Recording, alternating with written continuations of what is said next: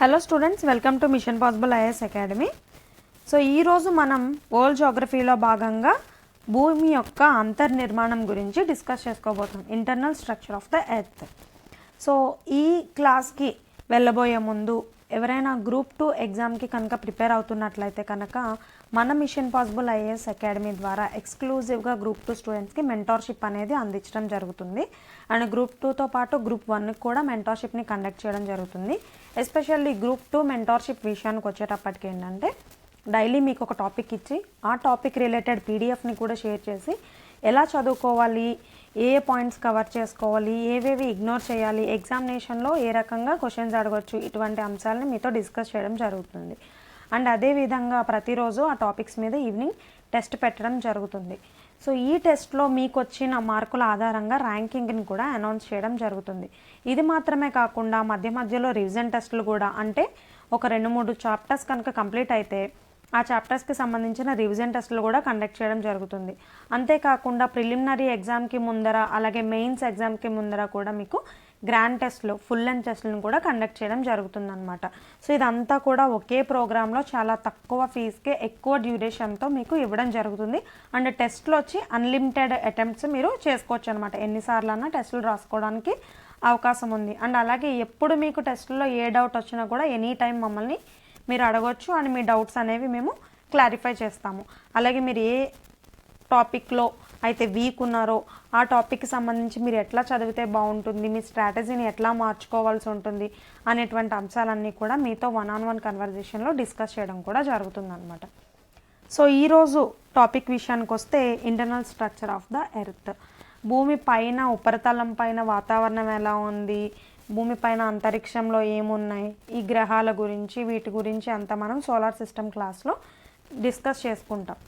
So అయితే అసలు భూమి లోపల ఏముంది, ఆ లోపల ఉన్న అంశాలు బయట ఉపరితలం పైనుండే ప్రకృతి వైపరీత్యాలకు కానీ లేదంటే సంకోచ వ్యాకోచాలకు కానీ ఏ విధంగా ప్రభావం చూపిస్తున్నాయి అనేటువంటి తెలుసుకోవాలంటే ముందు అసలు భూమి లోపల ఏం జరుగుతుంది అనేటువంటిది మనం అనలైజ్ చేయాల్సి ఉంటుంది. సో ఈ భూమి లోపల జరిగేటువంటి దాన్ని డైరెక్ట్గా మనం చూడలేము, కానీ కొన్ని పరోక్షంగా జరిగేటువంటి కార్యక్రమాల ద్వారా పరోక్షంగా మనం దీన్ని అనలైజ్ చేయొచ్చు. సో వాటిలో ఆ పరోక్ష ఆధారాలు ఏంటి అంటే భూమి అంతర్నిర్మాణం గురించి తెలుసుకోవడానికి ఒకటి భూకంప తరంగాలు.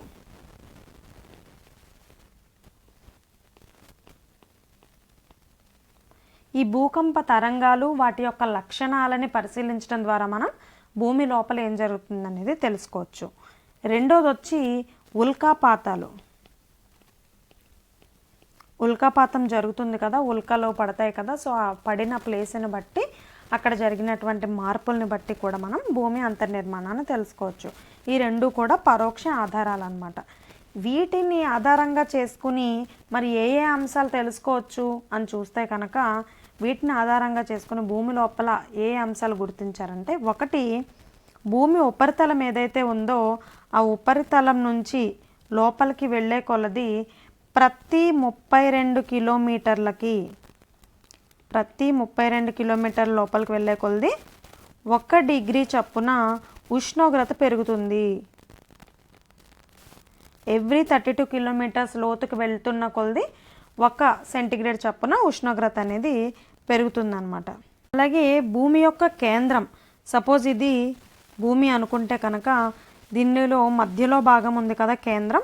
సో ఈ కేంద్రం దగ్గర ఉష్ణోగ్రత అనేది 6000 డిగ్రీల సెల్సియస్ అనేది ఉష్ణోగ్రత ఉంటుంది అని చెప్పి ఇది అంచనా, ఎగ్జాక్ట్గా కాదు, సుమారు 6000 డిగ్రీల సెంటీగ్రేడ్ ఉండొచ్చు అని చెప్పి కూడా అంచనా వేయడం జరిగిందనమాట. అలాగే భూమి యొక్క వ్యాసార్థం అనేది 6400 కిలోమీటర్లు ఉంటుందని చెప్పి అంచనా వేయడం జరిగింది, లెక్కగట్టడం జరిగింది మొత్తం భూమి యొక్క వ్యాసార్థం. అలాగే ఇంకొక విషయం ఏమర్థమైందంటే, ఈ భూమి ఉపరితలం నుంచి భూమి కేంద్రం వైపుకి మధ్య భాగానికి వెళ్ళే కొలది కూడా ఈ డెన్సిటీ, సాంద్రత ఏదైతే ఉందో అది, అలాగే ప్రెషర్, పీడనం, ఈ రెండు కూడా పెరుగుతూ ఉంటాయి క్రమంగా అని చెప్పి తెలుస్తుంది మనకి. సాంద్రత, పీడన బలాలు ఈ రెండు పెరుగుతాయి. ఈ విషయాలన్నీ మనకి ఈ రెండు భూకంప తరంగాలు అలాగే ఉల్కాపాతాలు ఈ రెండిటి ద్వారా మనకి అనలైజ్ చేయడం జరిగిందనమాట. సో భూమి ఉపరితలం పైన మనం లేయర్స్ అని చెప్పుకుంటాం కదా, అట్మాస్ఫియర్, స్ట్రాటోస్ఫియర్, మీసోస్ఫియర్, ఐనోస్ఫియర్ అని చెప్పుకుంటాం కదా. అట్లానే భూమి లోపల కూడా పొరలు ఉన్నాయి. సో ఆ పొరల గురించి మనం డిస్కస్ చేసుకోవడమే ఈ భూ అంతర్నిర్మాణం అన్నమాట. కొంతమంది శాస్త్రవేత్తలు భూమి లోపల 4 పొరలు ఉన్నాయని చెప్తారు. మరికొందరు శాస్త్రవేత్తలు భూమి కింద 3 పొరలు ఉన్నాయని చెప్తారు. అత్యధిక శాతం మంది విశ్వసించేది అయితే మాత్రం భూమి కింద 3 పొరలు ఉన్నాయి, ప్రధానమైనటువంటి పొరలు 3 అని చెప్తారనమాట. వాటిలో సూయజ్ అనేటువంటి శాస్త్రవేత్త భూమి కింద సియాల్, సీమా అలాగే నిఫే అనేటువంటి 3 పొరలు ఉన్నాయి అని చెప్పడం జరిగిందనమాట. సియాల్, సీమా, నిఫే అన్న పొరలకు పేరు పెట్టింది సుయాజ్. సియాల్ అంటే ఏంటంటే silicon and aluminium, silicon aluminium. అలాగే సీమా అంటే సిలికాన్ అండ్ మెగ్నీషియం. అలాగే నిఫే అంటే నికెల్ అండ్ ఫెర్రస్ అంటే ఐరన్ అనమాట. సో అక్కడ ఆ పొరల్లో దొరికేటువంటి విరివిగా ఉండేటువంటి మూలకాల ఆధారంగా, ఖనిజాల ఆధారంగా వీటిని సియాల్, సీమా, నిఫే అని 3 తరగతులుగా వర్గీకరించింది సూయజ్ అనమాట. సో మనకి భూమి కింద ఉన్నటువంటి ప్రధానమైనటువంటి పొరలు ఏంటి అంటే, 1 భూపటలము, దీన్ని క్రస్ట్ అంటారు. 2ది భూప్రావారము, దీన్ని మ్యాంటల్ అంటారు. అలాగే 3ది భూకేంద్ర మండలం, కోర్ అంటారు అనమాట. భూపటలము, ప్రావారము మరియు కేంద్ర మండలము ఈ 3 పొరలు కూడా మనకి ప్రధానంగా ఉంటాయి. సో వీటిలో భూపటలం గురించి మనం ఇప్పుడు చూద్దాం. సో భూపటలము అనేటువంటిది ఫస్ట్ ఉపరితలం పైనుంచి కిందకి 40 కిలోమీటర్ల లోతు వరకు ఉండేటువంటి పొరనే భూపటలము అని అంటారు. ఉపరితలం పైనుంచి అప్ టు 40 కిలోమీటర్స్ విస్తరించి ఉన్నటువంటి పొరని భూపటలము అని అంటారనమాట. సో ఈ పొర అంతా కూడా ఘనస్థితిలో ఉంటుంది, సాలిడ్ స్టేట్లో ఉంటుందన్నమాట.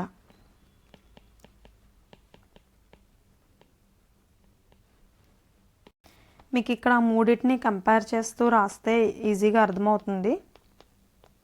భూపటలము, ప్రావారము, కేంద్ర మండలం. ఎందుకంటే ఎగ్జామినేషన్లో వీటి నుంచి ఖచ్చితంగా క్వశ్చన్ అయితే వస్తుంది. అండ్ వీటిలో కన్ఫ్యూజ్ అవ్వకుండా దేనికి వేరియేషన్ ఏముంది అని చూసుకుంటూ వెళ్ళాల్సి ఉంటుంది అన్నమాట మీరు.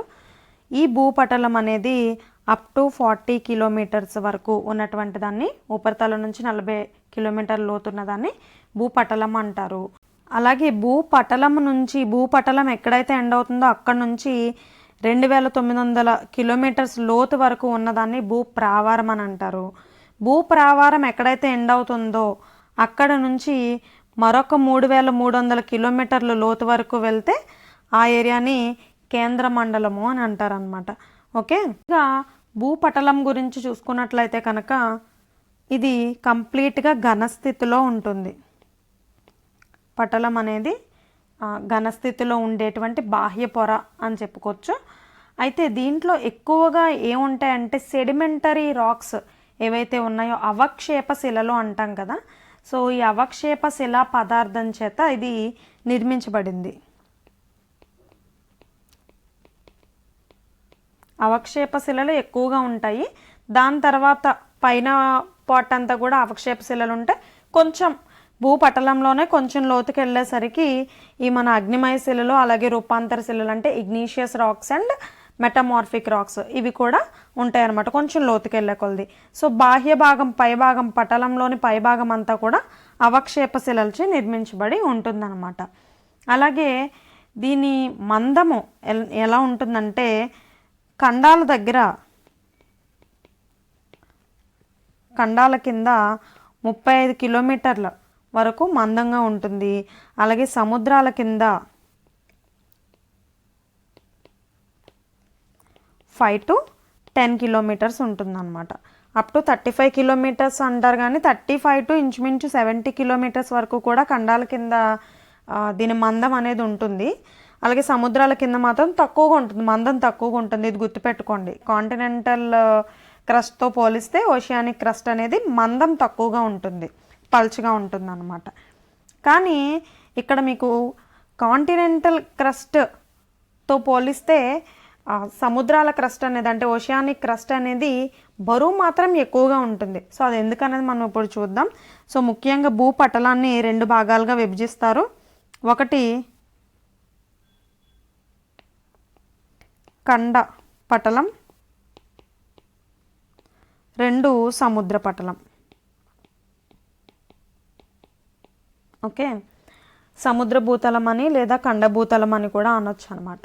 సో ఈ 2 రకాలుగా విభజిస్తారు. సో మనం ఇందాక చెప్పుకున్నాం ఏర్పడ్డటువంటి అక్కడ ఉండేటువంటి మూలకాల మూలంగా 3 రకాలుగా విభజించారని. సో అవి మనకి ఇక్కడ కనిపిస్తాయి అన్నమాట. ఒకటి సియాల్ అని చెప్పుకున్నాం కదా మనం, సిలికాన్ అండ్ అల్యూమినియం. ఇవి ఈ భూపటలంలోని ఖండ భూభాగం ఏదైతే ఉందో దాని కింద లభిస్తూ ఉంటాయి అన్నమాట, సిలికాన్ మరియు అల్యూమినియంలు. అలాగే సముద్ర భూతలం కింద మనకి సీమ, సిలికాన్ మరియు మెగ్నీషియం ఇవి లభిస్తాయి అన్నమాట. సో సియాల్ పొర అంటే ఎగ్జాక్ట్గా ఏంటి అంటే క్రస్ట్లో ఉన్నటువంటి ఖండ భూభాగం. అలాగే సీమా పొర అంటే ఏంటి అంటే భూపటలంలో ఉన్నటువంటి సముద్ర భూభాగం అన్నమాట, ఓషియానిక్ క్రస్ట్. సో దాన్ని సీమా పొర అని కూడా పిలవచ్చు.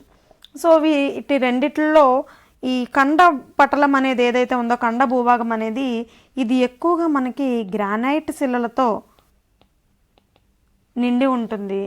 అదేవిధంగా సముద్రం కింద ఉన్నటువంటి పటలం అనేది బసాల్ట్ శిలలతో నిర్మితమై ఉంటుందన్నమాట. సో మామూలుగా మనం ఇందాక మందం మాత్రం ఖండాల కింద ఉన్నటువంటి ల్యాండే మందంగా ఉంటుంది, 35 to 70 కిలోమీటర్స్. సముద్రాలు కొంచెం పలచటి భూతలాన్ని కలిగి ఉంటాయని చెప్పుకున్నాం. కానీ సముద్రాల యొక్క భూతలం ఖండాల యొక్క భూతలం కంటే కూడా బరువుగా ఉంటుంది. బికాజ్ ఇవి బసాల్ట్ శిలలతో నిర్మితమై ఉన్నందున సముద్రాల భూతలం అనేది బరువు ఎక్కువగా ఉంటుంది. అలాగే ఖండాల యొక్క భూతలం అనేది గ్రానైట్ శిలలతో నిర్మితమై ఉన్నందున తేలికగా ఉంటుంది, ఇది బరువుగా ఉంటుంది. సో కాబట్టి కొంచెం దూరం నుంచి చూస్తే, మీరు ఎప్పుడన్నా తీర ప్రాంతాలకు వెళ్ళి చూసినట్లయితే కనుక, లేదంటే మనకి డ్రోన్ వీడియోస్ లాంటివి ఏదన్నా అబ్జర్వ్ చేయండి మీరు. ఈ సముద్రాలు ఏవైతే ఉన్నాయో, సముద్రం మీద ల్యాండ్ అనేది తేలుతున్నట్టు కనిపిస్తుంది, సముద్రం మీదకు ఉన్నట్టు కనిపిస్తుంది అన్నమాట. దానికి కారణం ఏంటి అంటే ఈ సముద్ర పటలం అనేది బరువుగా ఉండడం వల్ల అది కిందకుంటుంది. అలాగే ఖండ పటలం అనేది సముద్రాలతో పోలిస్తే తేలికగా ఉంటుందన్నమాట.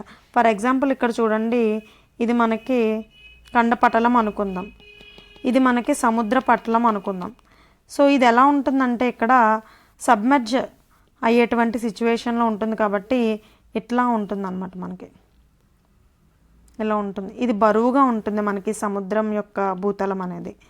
సో ఖండాల కిందకి సముద్రం ఉన్నట్టు కనిపించడం వల్ల ఈ ఖండాలు అనేవి సముద్రం మీద తేలి ఆడుతున్నట్టు కనిపిస్తాయి. అలాగే వీటి యొక్క విశిష్ట సాంద్రతలో కూడా తేడాలు ఉన్నాయి. సో సముద్రాల వద్ద ఈ పటలం యొక్క సాంద్రత ఎంత ఉంటుంది అంటే 3 నుంచి 3.5 వరకు ఉంటుంది సాంద్రత. అదేవిధంగా ఖండ భూభాగం దగ్గర అయితే 2.5 నుంచి 3 వరకు ఉంటుందన్నమాట విశిష్ట సాంద్రత. సో సాంద్రత పరంగా చూసుకున్నట్లయితే సముద్రానికే సాంద్రత ఎక్కువ ఉంటుంది. సో ఈ సియాల్ మరియు సీమా పొరలు అని చెప్పుకున్నాక, సియాల్ పొర అంటే ఈ ఖండ భూపటలం అన్నమాట, సీమా పొర అంటే సముద్ర భూపటలం. ఈ సియాల్ మరియు సీమాలు రెండింటిని వేరు చేస్తున్నటువంటి సరిహద్దు ప్రాంతాన్ని ఏమంటారు అంటే Conrad discontinuity. Conrad discontinuity. Okay, Sial మరియు సీమా పొరలను వేరు చేస్తున్న డిస్కంటిన్యూటీ కాన్రాడ్ డిస్కంటిన్యూటీ. నెక్స్ట్ పొర వచ్చి మనకి రెండవ పొర భూప్రావారము. సో మనకి భూపటలాన్ని ఎలాగైతే రెండు భాగాలుగా విభజించారో ప్రావారాన్ని కూడా మరలా రెండు భాగాలుగా విభజిస్తారనమాట. అయితే ఈ ప్రావారం గురించి చెప్పుకోవాలంటే మనకి 2900 కిలోమీటర్ల వరకు వ్యాపించి ఉందని ఆల్రెడీ చెప్పుకున్నాం. భూపటలం ఘనస్థితిలో ఉందని చెప్పుకున్నాం. కానీ ప్రావారం మాత్రం ఆల్రెడీ రెండు పొరలని చెప్పుకున్నాం కదా, వాటిలో ఒకటి ఘనస్థితిలో ఉంటే ఒకటి పాక్షికంగా ఘనస్థితిలో పాక్షికంగా ద్రవస్థితి, ఈ రెండిటి యొక్క సమిశ్రంగా ఉంటుందన్నమాట. దీని యొక్క విశిష్ట సాంద్రత వచ్చేటప్పటికి సాంద్రత 3.5 నుంచి 5.5 వరకు ఉంటుంది. మనం భూపటలంలో చూసుకున్నట్లయితే సాంద్రత యావరేజ్గా చూసుకున్నట్లయితే 2.5 నుంచి 3.5 వరకు ఓవరాల్గా భూపటలం యొక్క సాంద్రత అంటే. అలా కాకుండా ఎస్పెషల్లీ ఖండం భాగంలో భూపటలం యొక్క సాంద్రత అంటే 2.5 to 3 అని చెప్తాము. అలాగే సముద్ర భాగంలో భూపటలం యొక్క సాంద్రత అంటే 3 to 3.5 అని చెప్తాం. సో అక్కడ నుంచి 3.5 నుంచి 5.5 వరకు మనకి భూప్రావారం యొక్క విశిష్ట సాంద్రత ఉంటుందన్నమాట. ఇది మొత్తం ఎంటైర్ భూమి యొక్క ఘనపరిమాణంలో ఎంత ఉంటుందంటే 16% ఉంటుంది. మొత్తం భూమి యొక్క ఘనపరిమాణంలో 16% మనకి ప్రావారం ఆక్రమించి ఉంది. మరి భూపటలం ఎంత ఆక్రమించి ఉంది అంటే ఘనపరిమాణంలో 0.5% మాత్రమే భూపటలం అనేది ఆక్రమించి ఉంది. నెక్స్ట్ దీనిలో ఉన్న రెండు భాగాలు ఏంటి అని అంటే కనుక, ఒకటి ఎగువ ప్రావారపు పొర, ఎగువ ప్రావారం, రెండోది వచ్చి దిగువ ప్రావారం.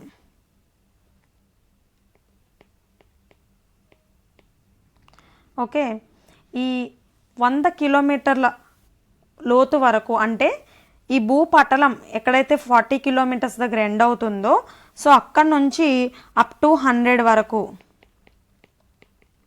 వ్యాపించి ఉన్నటువంటి పొరని మనం ఎగువ పొర అని అంటాం అన్నమాట. సో ఎగువ పొర ఆగిపోయినప్పటి నుంచి అక్కడ నుంచి మిగతా కింద 2900 కిలోమీటర్ల వరకు అనుకున్నాం కదా, సో అక్కడ వరకు ఉన్నదంతా కూడా మనకి దిగువ ప్రావారం కిందకి వస్తుంది. ఈ ఎగువ ప్రావారం వచ్చి మనకి ఘనస్థితిలో ఉంటుంది. మరి దిగువ ప్రావారంకి వచ్చేటప్పటికి పాక్షిక ద్రవ మరియు పాక్షిక ఘన, ఈ స్థితినే మనం కొలాయిడ్ అని అంటాం. కొలాయిడల్ స్థితి అని కూడా అనొచ్చు అనమాట. సో చూడండి, భూపటలమేమో ఘనస్థితిలో ఉంది, దానిని ఆనుకొని ఉన్న ప్రావారంలోని ఎగువ ప్రావారం ఘనస్థితిలో ఉంది. ఎగువ ప్రావారం తర్వాత వచ్చే దిగువ ప్రావారం సగం ఘనస్థితి సగం ద్రవస్థితిలో ఉంది. సో అర్థమవుతుంది కదా స్టేజెస్ ఏ విధంగా మార్పు చెందుతున్నాయి అనేది. దీనికి కారణం ఏంటి అంటే కిందకి వెళ్ళే కొలది మనం ఇందాక చెప్పుకున్నాం ప్రెషర్ అనేది ఎక్కువగా ఉంటుంది. సో ఉష్ణోగ్రతలు కూడా ప్రతి 32 కిలోమీటర్లకి పెరుగుతూ ఉంటాయి, ప్రెషర్ కూడా ఎక్కువ అవుతుంది. సో ఘనస్థితిలో ఉన్న పదార్థం అంతా కూడా మెల్లగా ద్రవీభవించడం మనం ఇక్కడ చూడొచ్చు అనమాట. సో దీనికి అది కారణం. ఇక్కడ మళ్ళీ భూపటలాన్ని భూప్రావారాన్ని ఈ రెండు పొరల్ని కలిపి ఉంచేటువంటి ప్లేస్ ఏదైతే ఉందో ఈ రెండిటి యొక్క సరిహద్దు ఏదైతే ఉందో, ఏది భూపటలము మరియు ఎగువ ప్రావారం, ఈ రెండిటి యొక్క సరిహద్దుని ఏమంటామంటే ఆస్మావరణం లేదా శిలావరణం అంటాం. శిలావరణం లేదా ఆస్మావరణం అని అంటాం అన్నమాట. అలాగే దిగువ ప్రావారపు పొరకు కూడా ఒక ప్రత్యేకమైనటువంటి లక్షణం ఉంది. ఇక్కడ ఎక్కువగా సిలికేట్స్ మిశ్రమంచే ఏర్పడి ఉంటుందన్నమాట. ఈ పొర మొత్తం కూడా సిలికేట్స్ మిశ్రమంచే ఏర్పడి ఉంటుంది. సో అందువల్లే ఈ దిగువ ప్రావారపు పొరకే మరొక పేరు ఏంటి అంటే అంతర సిలికేట్ పొర. అంతర సిలికేట్ పొర అని కూడా అంటారు. ఇది ఎగ్జామినేషన్లో అడగొచ్చు, ఈ క్రింది వాటిలో ఏ పొరను అంతర సిలికేట్ పొర అని కూడా అంటారని మీకు ఆప్షన్స్లో ఖండపటలం, సముద్రపటలం, ఎగువ ప్రావారం, దిగువ ప్రావారం ఇట్లా ఇవ్వచ్చు. లేదంటే ఎగువ ప్రావారపు పొర, దిగువ ప్రావారపు పొర, బాహ్య భూకేంద్ర మండలం, మధ్య భూకేంద్ర మండలం ఇలా కూడా ఇవ్వచ్చు. సో అంతర్ సిలికేట్ అనగానే మీకు గుర్తు రావాల్సింది ఏంటంటే దిగువ ప్రావారపు పొర. ఇది పాక్షికంగా ద్రవస్థితి, పాక్షికంగా ఘనస్థితిలో కొలాయిడ్ స్టేట్లో ఉంటుంది. ఇక్కడ దీన్ని అంతర్ సిలికేట్ పొర అనడానికి కారణం ఏంటి అని కూడా అడగొచ్చు. ఎందుకు కారణం ఏంటి అంటే సిలికేట్స్ మిశ్రమంచే ఈ పొర ఏర్పడి ఉన్నందువల్ల దీన్ని అంతర్ సిలికేట్ పొర అని కూడా అంటారనమాట. అలాగే మరి ఈ రెండు పొరల్ని ఎగువ ప్రావారాన్ని అలాగే దిగువ ప్రావారాన్ని కూడా వేరు చేస్తూ కొంత పార్ట్ అయితే ఉండింది. సో ఆ పార్ట్లో ఏంటంటే ప్లాస్టిక్ ధర్మాలు కలిగినటువంటి కొన్ని మూలకాలు మనకు అక్కడ లభిస్తాయి అన్నమాట. ప్లాస్టిక్ ధర్మాలతో ఉన్నటువంటి ఒక పలుచటి భూభాగం మనకి కనిపిస్తుంది అన్నమాట. ఒక 90 కిలోమీటర్స్ వరకు కూడా ప్లాస్టిక్ ధర్మాలు. సో అందువల్ల ఈ పొరని ఏమని పిలుస్తారంటే ఏస్థనోస్పియర్.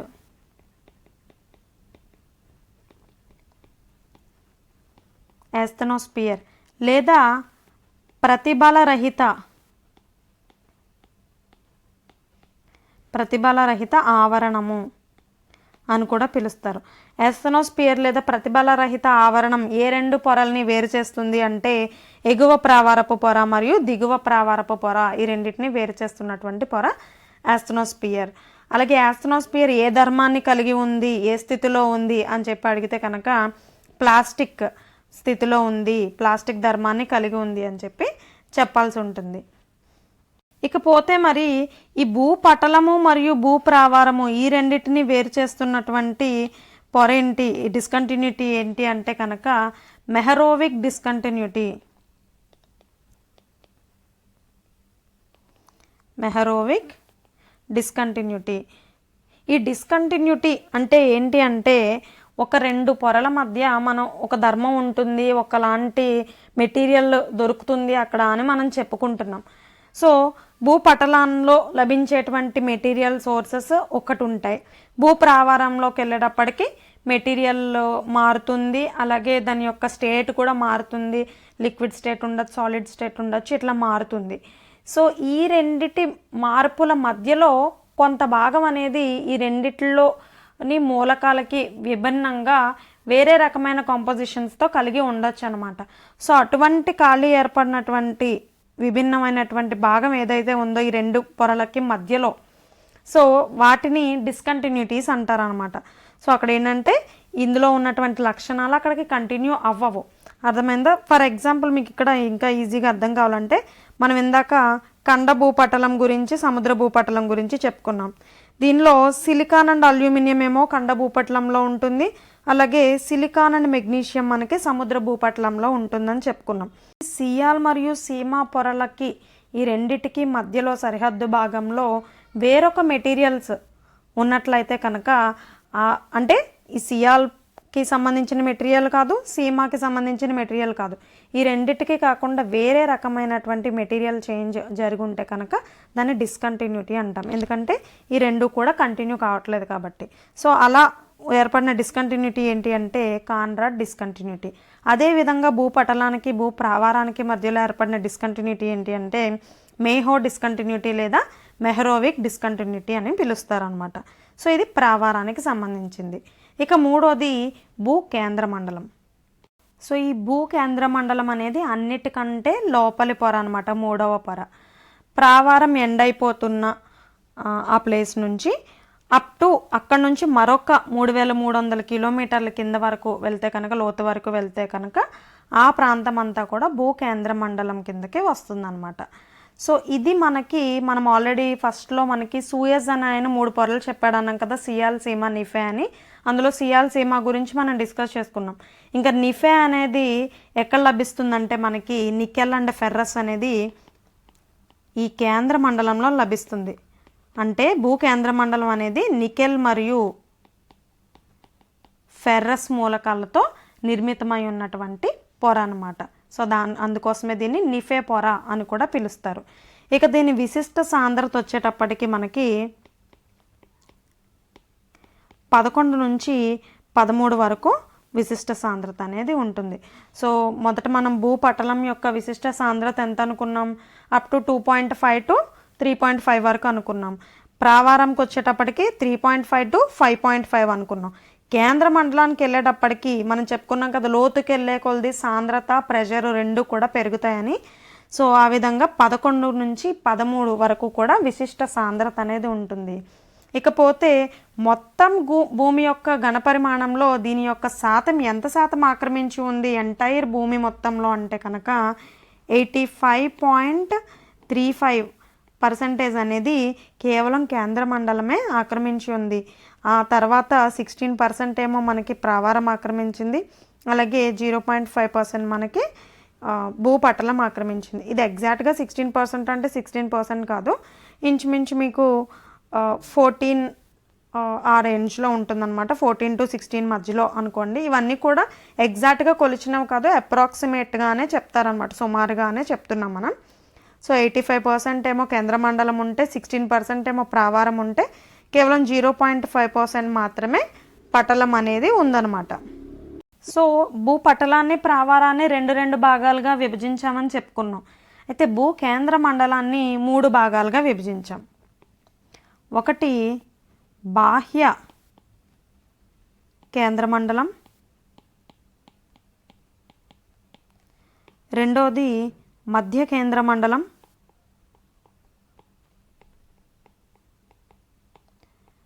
అండ్ మూడోది అంతర్కేంద్ర మండలం.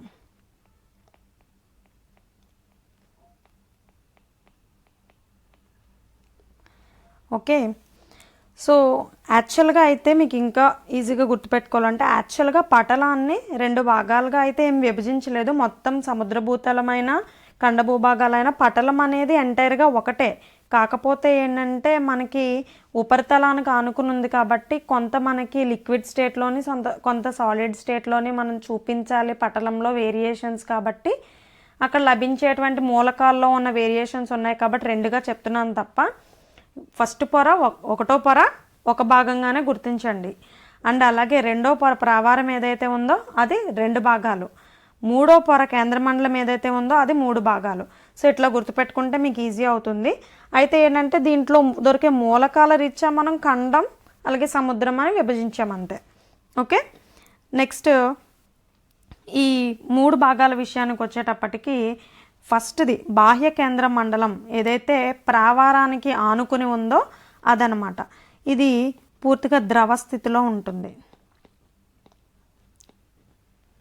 ఓకే, ఇది అప్ టు మనకి అంటే ప్రావారం ఎండ్ అయిపోతుంది. ఎక్కడ ఎండ్ అవుతుంది? 2900 కిలోమీటర్స్లో ఎండ్ అవుతుంది కదా. సో అక్కడ నుంచి 2900 నుంచి మనకి 4980 కిలోమీటర్స్ వరకు కూడా ఈ బాహ్య భూకేంద్ర మండలం అనేది విస్తరించి ఉంటుంది. ఇక రెండవ స్టేజ్ మనకి మరలా పాక్షిక ఘన, పాక్షిక ద్రవ.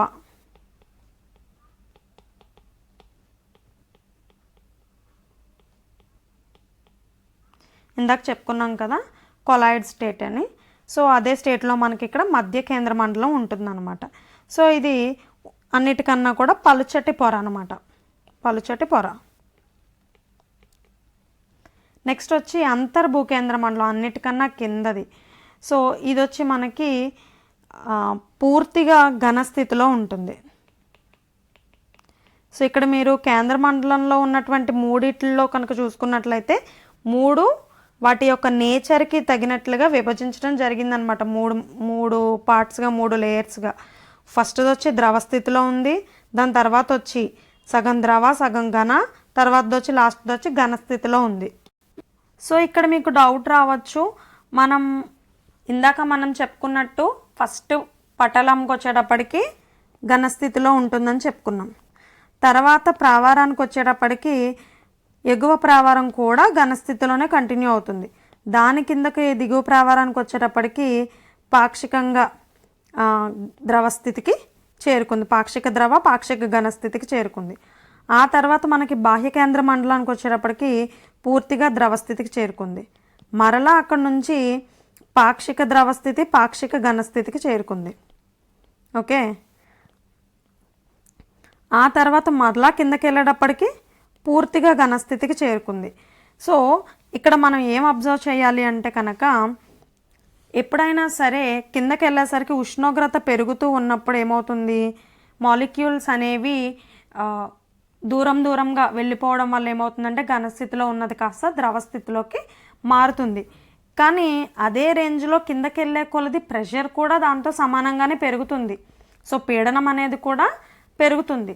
సో కిందకి వెళ్ళేసరికి ఉష్ణోగ్రత పెరుగుతున్నప్పటికీ ఇక్కడ ఘనస్థితిలో ఉండడానికి గల కారణం ఏంటంటే బాగా కేంద్ర మండలం లోపల అంతర్కేంద్ర మండలానికి వెళ్ళేటప్పటికీ ఉష్ణోగ్రత కంటే కూడా ప్రెషర్ డామినేట్ చేస్తుంది. సో అక్కడ ఎంత ఉష్ణం ఉన్నా కూడా ఈ ప్రెషర్ అనేది ఏదైతే డామినేట్ చేస్తుందో, ప్రెషర్ డామినేట్ చేస్తున్నప్పుడు ఏమవుతాయి, మాలిక్యూల్స్ దూరంగా జరగడానికి అవకాశం లేదు. అక్కడ ప్రెషర్ ఎక్కువగా ఉంది, అన్నీ దగ్గరగానే ఉండాలి. సో అప్పుడు ఏమవుతుంది అంటే ఖచ్చితంగా ఘనస్థితిలోనే ఉండాల్సి వస్తుంది. సో ఈజీగా మీరు గుర్తుపెట్టుకోవచ్చు. ఇది పైనుంచి కిందకైనా కింద నుంచి పైకైనా కూడా మీకు ఈజీగా గుర్తుంటుంది. ఫస్ట్ ఘనస్థితితో స్టార్ట్ అవుతుంది, లాస్ట్ ఘనస్థితితోనే ఎండ్ అవుతుంది. మధ్యలో మనకి ఘనస్థితి తర్వాత మనకి అంటే ఫస్ట్ 2 పొరలు కూడా ఘనస్థితిలో ఉన్నాయి. సో ఘనస్థితి తర్వాత పాక్షిక ద్రవ, పాక్షిక ఘన, అలాగే కింద నుంచి చూసుకున్నా కూడా ఘనస్థితి తర్వాత దానికంటే పై పొర పాక్షిక ద్రవ, పాక్షిక ఘన. ఈ మధ్యలో ఉన్నటువంటి పార్ట్ ఏదైతే ఉందో ఇది మాత్రమే అంటే భూకేంద్ర మండలం, బాహ్య కేంద్ర మండలం ఏదైతే ఉందో ఇది ఒక్కటే మనకి ద్రవస్థితిలో ఉంటుంది. సో ఈజీగా మీరు గుర్తుంటుంది అనమాట. ఎటు నుంచి ఎటు ఇచ్చినా కూడా గుర్తుపెట్టుకోవచ్చు.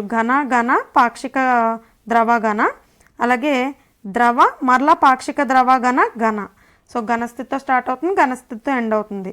మధ్యలో ఓన్లీ బాహ్య కేంద్ర మండలం మాత్రమే పూర్తి ద్రవస్థితిలో ఉంటుంది. బాహ్య కేంద్ర మండలానికి పైనున్న పొర అంటే దిగువ ప్రావారం, అలాగే బాహ్య కేంద్ర మండలానికి కింద ఉన్న పొర అంటే మధ్య కేంద్ర మండలం, ఈ రెండూ కూడా పాక్షిక ఘన ద్రవస్థితి అంటే కొలాయిడ్ స్థితిలో ఉన్నాయి. ఈ రకంగా మీరు గుర్తుపెట్టుకుంటే కనుక మీకు ఈ చాప్టర్ అనేది చాలా సునాయాసంగా ఏ క్వశ్చన్ ఇచ్చినా కూడా మీరు రాసేయగలుగుతారు అనమాట. బట్ ఇక్కడ కన్ఫ్యూజ్ అయ్యేది చాలామంది. సియాల్, సీమా, నిఫే అని అన్నారు, 3 పొరలు అన్నారు కాబట్టి పటలం, ప్రావారం, కేంద్ర మండలం అని చెప్పి ఒక్కొక్క దానికి వర్తింపచేసేస్తారు. అట్లా కన్ఫ్యూజ్ అవ్వకండి. ఈ సియాల్, సీమా రెండు కూడా భూపటలంలోనివే. ఒకటి ఖండాల కింద ఉంటే రెండోది సముద్రాల కింద ఉంది. అలాగే నిఫే అనేది కేంద్ర మండలం కింద ఉంది. ప్రావారానికి ఇటువంటి మూలకాలు ఏవి కూడా డిస్క్రైబ్ చేయలేదు. సో ఇది మాత్రం గుర్తుపెట్టుకోండి. అలాగే మనకి సియాల్, సీమా వీటి గురించి చెప్పుకున్నాం కదా. అసలు భూపటలం మొత్తంలో కూడా అధికంగా ఉండేటువంటి లోహ మూలకం ఏంటి అంటే లోహ మూలకం ఏంటి అంటే కనుక అల్యూమినియం. మొత్తం పటలంలో అధికంగా ఉండేది. మరి మొత్తం పటలంలో అధికంగా ఉండేటువంటి ఖనిజ సమ్మేళనం ఏది అంటే కనుక